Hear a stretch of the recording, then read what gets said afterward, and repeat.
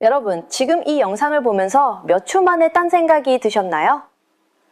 2004년 사람이 하나의 화면에 머무는 시간은 2분 30초였습니다. 그런데 2026년 지금 이 시간이 43초까지 떨어졌거든요. 20년 만에 집중력이 3분의 1도 안 되는 수준으로 줄어든 거예요. 그런데 이게 여러분 탓이 아닙니다. 스탠포드 뇌과학자 앤드루 후버만의 연구를 보면 우리 뇌가 왜 이렇게 변했는지, 그리고 어떻게 되돌릴 수 있는지 답이 나옵니다. 눈독 심리학입니다. 오늘 이 영상을 끝까지 보시면 집중력이 왜 사라지는지, 그 뇌과학적 원인과 구체적인 해결법까지 모두 알게 되실 겁니다. 이런 심리 이야기가 더 궁금하시다면 구독과 좋아요 부탁드립니다. 자, 그럼 숫자부터 한번 보겠습니다. 2004년에는 하나의 화면에 2분 30초를 머물렀어요. 그때만 해도 우리는 하나의 기사를 처음부터 끝까지 읽고 하나의 영상을 끝까지 볼 수 있었거든요. 그런데 이 시간이 2012년에 75초로 줄었고 2020년에는 47초까지 떨어졌습니다. 그리고 2026년 지금은 43초예요. 43초라는 건 이 문장을 다 읽기도 전에 다른 데로 눈이 가는 수준이거든요. 이게 어느 정도 수준이냐면요. 여러분이 지금 이 영상을 보면서 아마 한 번쯤은 휴대폰 알림을 확인하셨을 거예요. 혹시 이런 경험 있으신가요? 영상 하나 보다가 댓글 읽고 추천 영상 클릭하고 그 사이 카톡 확인하고 다시 돌아와서 아, 내가 뭘 보고 있었지? 하는 거요. 이게 여러분만의 문제가 아니라 전 세계적인 현상이거든요. 우리 모두에게 벌어지고 있는 일입니다. 마이크로소프트의 2025년 보고서를 보면 직장인의 59%가 30분도 방해 없이 집중하지 못한다고 답했습니다. 절반이 넘는 사람들이 딱 30분도 온전히 집중을 못하는 거예요. 핵심 업무 시간 중에 평균 2분마다 알림이 울리고 하루에 무려 275회나 방해를 받는다고 해요. 아침에 출근해서 퇴근할 때까지 쉬지 않고 방해가 들어오는 셈이거든요. 이게 돈으로 환산하면 어떻게 될까요? 맥킨지 2025년 보고서 기준으로 지식노동자는 하루 평균 2.1시간, 근무 시간의 26%를 주의 분산으로 날리고 있습니다. 직원 한 명당 연간 약 1만 5천 달러, 우리 돈으로 2천만 원이 넘는 생산성이 그냥 증발하고 있는 거예요. 여러분이 열심히 일하고 있다고 생각하는 그 시간의 4분의 1이 사실은 집중을 잃고 헤매는 시간이었던 겁니다. 그런데 이건 업무 향당만의 문제가 아니에요. 미국 심리학회가 10년간 추적 연구를 했는데요. 성인의 깊이 있는 독서 시간이 39%나 줄었고 18세에서 34세 사이 청년층의 독해력 점수는 17% 하락했습니다. 예전에는 소설 한 권을 주말에 읽었는데 이제는 긴 기사 하나도 끝까지 읽기가 버거워진 거예요. 책 한 권을 완독하는 것 자체가 점점 특별한 일이 되어가고 있습니다. 우리의 뇌가 깊이 파고드는 능력 자체를 잃어가고 있는 거예요. 그런데 더 마음이 아픈 게 있습니다. 한국 이야기거든요. 우리나라 학생들의 주당 학습 시간은 49.43시간이에요. OECD 평균이 33.92시간이니까 다른 나라 학생들보다 15시간이나 더 공부하고 있는 거거든요. 평일 기준으로 보면 하루 7시간 50분이에요. 핀란드나 일본, 미국 같은 나라들이 5에서 6시간대인 걸 생각하면 압도적으로 많은 수준이거든요. 세계에서 가장 오래 앉아서 공부하는 나라가 바로 우리나라입니다. 그런데 이렇게 많이 공부하는 우리 학생들의 행복지수가 얼마인 줄 아세요? 100점 만점에 45.3점입니다. 절반도 안 되거든요. OECD에서 가장 오래 공부하는데 행복하지 않은 거예요. 초등학교 저학년부터 하루 2시간 넘게 공부하고 고등학생은 수업 외에 추가로 3시간 반을 더 공부합니다. 전체 학생의 65%가 권장 수준을 초과하고 있고 사교육 참여율은 78%를 넘어요. 이 정도면 공부를 안 하는 게 아니잖아요. 오히려 너무 많이 하고 있는 건데도 집중은 점점 더 어려워지고 있는 겁니다. 시간은 솟는다고 집중이 되는 시대가 아닌 거예요. 정리하면 이렇습니다. 집중력은 시대적으로 추락하고 있고 우리는 그 어느 때보다 많은 시간을 투자하고 있는데도 결과가 따라오지 않고 있어요. 시대 자체가 바뀐 겁니다. 전 세계 모든 사람이 같은 문제를 겪고 있어요. 그러니까 이건 나만 그런 게 아니었다는 거예요. 그런데 왜 이렇게 됐을까요? 우리 뇌에 무슨 문제가 있는 걸까요? 사실 문제는 뇌가 아닙니다. 뇌는 원래 이렇게 설계되어 있었거든요. 이건 뇌의 정상적인 작동 방식이에요. 오히려 뇌가 제대로 작동하고 있기 때문에 집중이 안 되는 겁니다. 무슨 말이냐면요. 우리 뇌 속에는 일종의 타이머가 있거든요. 아데노신이라는 물질인데 쉽게 말해서 뇌 속 타이머라고 생각하시면 됩니다. 여러분이 아침에 일어나서 공부를 시작하거나 업무를 시작하면 이 타이머가 돌아나기 시작해요. 시간이 지나면서 아데노신이 뇌에 점점 쌓이는데 이게 신경 전달을 억제하면서 졸음과 피로를 유발하는 거예요. 그러니까 오후만 되면 머리가 멍해지고 집중이 안 되는 게 당연한 겁니다. 뇌가 이제 좀 쉬라는 신호를 보내고 있는 거거든요. 참고로 커피를 마시면 잠이 깨는 것도 이 원리예요. 카페인이 아데노신 수용체를 차단해서 쉬라는 신호를 잠시 막아주는 거죠. 그런데 집중에 영향을 미치는 건 이것만이 아닙니다. 혹시 자동차 운전해 보신 적 있으신가요? 익숙한 길을 갈 때는 거의 생각 없이 운전하잖아요. 그런데 처음 가는 복잡한 길에서는 내비게이션도 보고 차선도 확인하고 온 신경을 곤두세워야 하잖아요. 우리 뇌도 똑같이 두 가지 모드로 작동합니다. 노벨 경제학상을 받은 데니얼 카너먼이 이걸 체계적으로 정리했는데요. 쉽게 비유하자면 자동운전 모드와 수동운전 모드가 있는 거예요. 자동운전은 빠르고 직관적이에요. SNS 스크롤하고 유튜브 추천 영상 클릭하고 카톡 확인하는 것들이 다 자동운전이죠. 반면에 수동운전은 느리고 의식적인 사고입니다. 보고서 쓰고 수학 문제 풀고 기획안 정리하는 것들이요. 문제는 수동운전이 연료를 훨씬 많이 먹는다는 겁니다. 뇌 입장에서는 에너지 소모가 크니까 틈만 나면 자동운전으로 돌아가려고 해요. 공부하다가 자꾸 핸드폰에 손이 가는 이유가 바로 이겁니다. 뇌가 에너지를 아끼려고 자동 모드로 전환하는 거예요. 그리고 여기에 한 가지가 더 있습니다. 우리 뇌에는 습관에 따라 회로를 바꾸는 능력이 있거든요. 뇌의 시냅스 연결은 평생 강화되기도 하고 약해지기도 합니다. 이게 왜 중요하냐면 스마트폰으로 짧은 영상을 보고 알림을 확인하고 또 다른 앱으로 넘어가는 패턴을 반복하면 뇌가 짧게 집중하고 빠르게 보상받는 회로를 점점 강화시키거든요. 그러니까 집중력이 43초로 떨어진 게 우리 잘못이 아니라 뇌가 환경에 맞게 자기 회로를 바꿔버린 결과인 거예요. 잠깐, 여러분 게임할 때 집중 잘 되지 않나요? 좋아하는 드라마 정주행할 때 몇 시간이 순삭되지 않나요? 이게 바로 흥미로운 역설인데요. ADHD 성인을 대상으로 한 연구에서 68%가 특정 활동에 극도로 몰입하는 경험을 보고했습니다. 게임할 때처럼 완전히 빠져드는 상태요. 주요 트리거를 보면 업무가 35%, 창작 활동이 25%, 게임이 20%였는데 공통점이 뭔지 아시겠어요? 전부 즉각적인 보상이 보이는 활동이라는 겁니다. 그런데 여기서 반전이 있습니다. 이건 ADHD를 가진 분들만의 이야기가 아니에요. 우리 뇌 자체가 이런 식으로 작동하고 있다는 겁니다. 뇌는 집중을 못하는 게 아니라 집중할 가치를 판단하고 있는 거예요. 뇌가 이건 중요하다, 이건 보상이 있다고 느끼면 몇 시간이고 집중하고 이건 별로다 라고 판단하면 에너지를 아끼려고 딴짓을 시키는 거죠.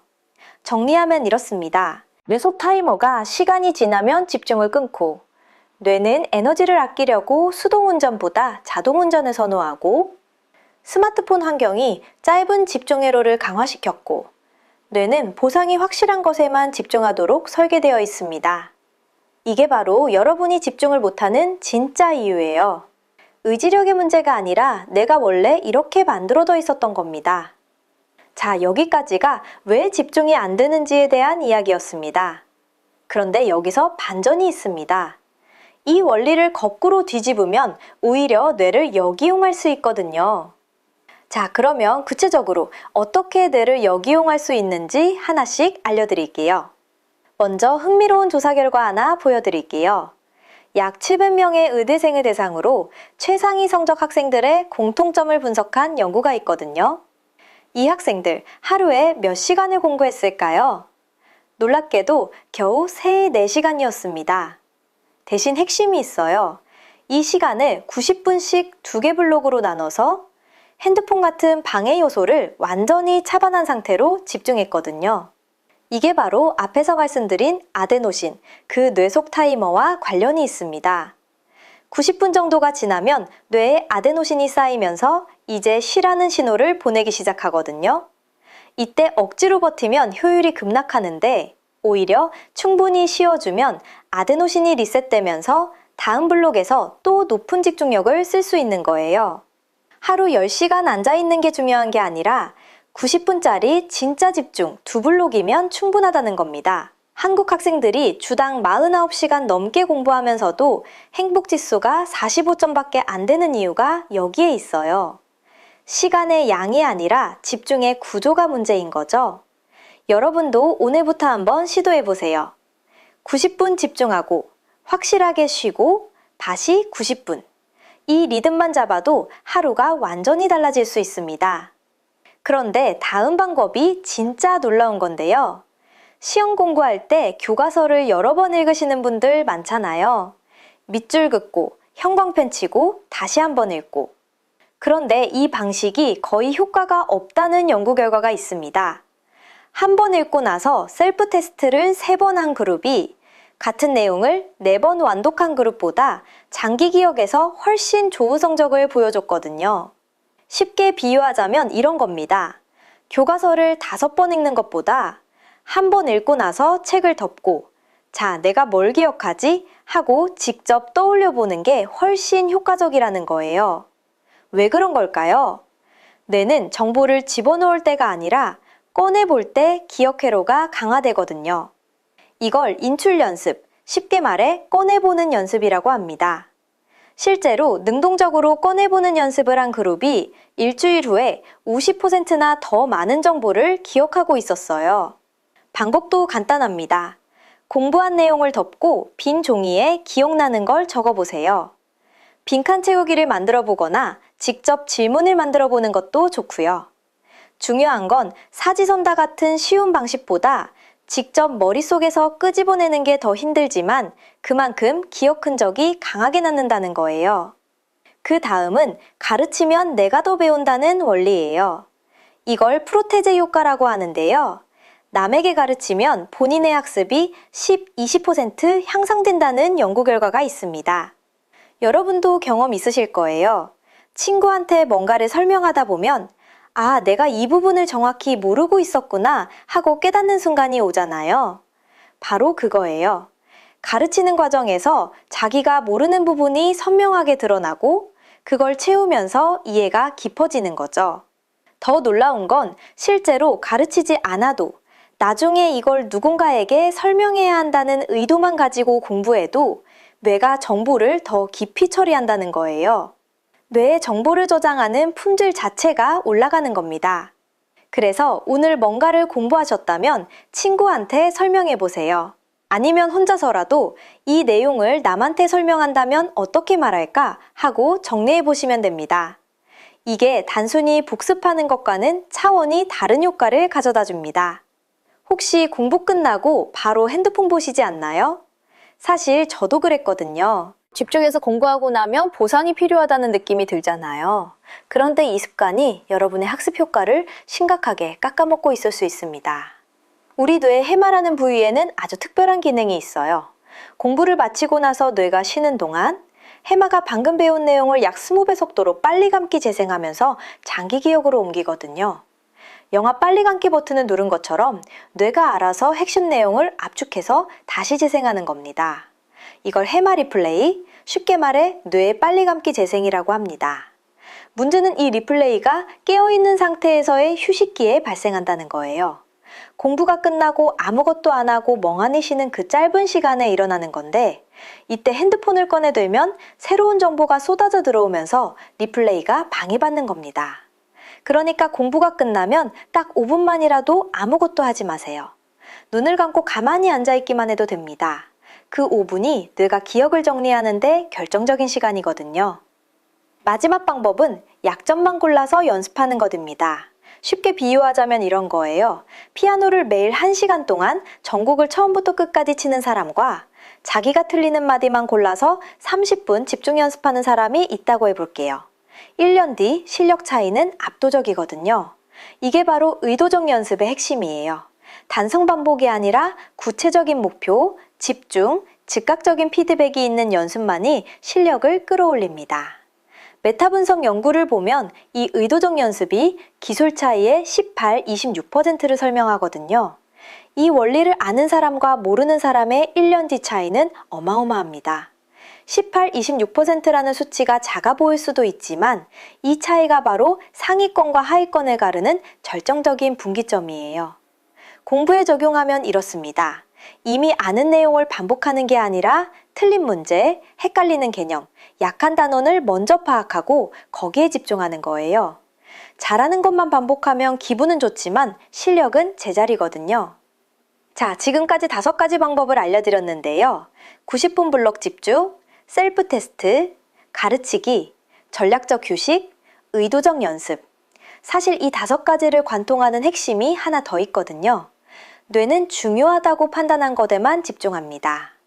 여러분, 아까 말씀드렸던 ADHD 하이퍼포커스 기억나시죠? 집중을 못하는 사람들도 게임이나 창작 같은 활동에는 몇 시간씩 빠져들었잖아요. 공통점이 뭐였을까요? 전부 지금 이걸 하면 바로 결과가 보이는 것들이에요. 즉각적인 보상이 눈앞에 있는 거죠. 게임에서 레벨업 할 때 집중 잘 되잖아요. 퀘스트를 깨면 바로 보상이 나오고 경험치가 차오르고 레벨이 오르니까 뇌가 이거 계속해야 해 라고 판단하는 거예요. 그런데 공부나 업무는 그렇지 않잖아요. 오늘 3시간 공부했는데 바로 성적이 오르진 않거든요. 일주일 뒤에도 성과가 안 보이고 한 달이 지나야 겨우 느낌이 오고 뇌 입장에서는 이거 왜 하는 건데?가 되는 겁니다. 보상이 너무 멀리 있으니까 집중할 이유를 못 찾는 거예요. 그래서 진짜 해법은 의지력을 강화하는 게 아닙니다. 뇌가 이건 중요해, 이건 지금 해야 해 라고 느끼게 만드는 환경을 설계하는 거예요. 쉽게 비유하자면 게임의 원리를 여러분의 공부와 업무에 그대로 적용하는 겁니다. 오늘 공부를 시작하기 전에 이 1시간 동안 이 개념 3개를 완벽히 설명할 수 있게 되겠다라는 구체적인 목표를 세워보세요. 이게 게임에서 퀘스트를 받는 것과 같거든요. 목표가 선명하면 뇌의 집중회로가 활성화됩니다. 앞에서 알려드린 5가지 방법도 결국 같은 원리예요. 90분 블록으로 나누는 건 뇌에게 이 시간 안에 끝내야 해 라는 타임 프레셔를 주는 거고, 셀프 테스트는 내가 얼마나 아는지 즉각적 피드백을 만드는 거고, 누군가에게 가르치는 건 설명할 수 있어야 한다는 분명한 목표를 거는 거예요. 전부 뇌에게 지금 이게 중요한 일이야 라고 알려주는 장치인 겁니다. 이걸 진작 알았다면 지금까지 낭비한 시간이 얼마나 줄었을까요? 의지력 탓만하면서 자책했던 그 시간들, 방법을 몰랐을 뿐이었거든요. 여러분의 뇌는 멀쩡합니다. 다만 뇌가 원하는 방식으로 환경을 세팅해주지 않았을 뿐이에요. 오늘 배운 내용으로 내일 딱 1가지만 바꿔보세요. 그 작은 변화 하나가 뇌의 집중 스위치를 켜는 시작점이 됩니다. 정리해드리겠습니다. 집중력이 43초로 떨어진 시대. 중요한 건 의지력이 아니라 뇌의 작동 원리를 이해하고 활용하는 거예요. 90분 블록으로 집중하기. 있는 대신 직접 테스트하기. 배우걸 누군가에게 가르치기. 공부 후 5분은 아무것도 안 하기. 그리고 약점만 골라서 집중 연습하기. 이 5가지를 오늘부터 하나씩만 적용해 보세요. 한꺼번에 다 할 필요 없습니다. 하나만 해도 여러분의 뇌는 달라지기 시작하거든요. 집중 못하는 건 여러분 잘못이 아닙니다. 뇌가 원래 그렇게 만들어져 있거든요. 다만 이제 방법을 알았으니 달라질 수 있습니다. 오늘이 그 시작이 되셨으면 좋겠습니다.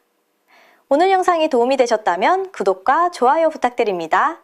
눈독 심리학이었습니다.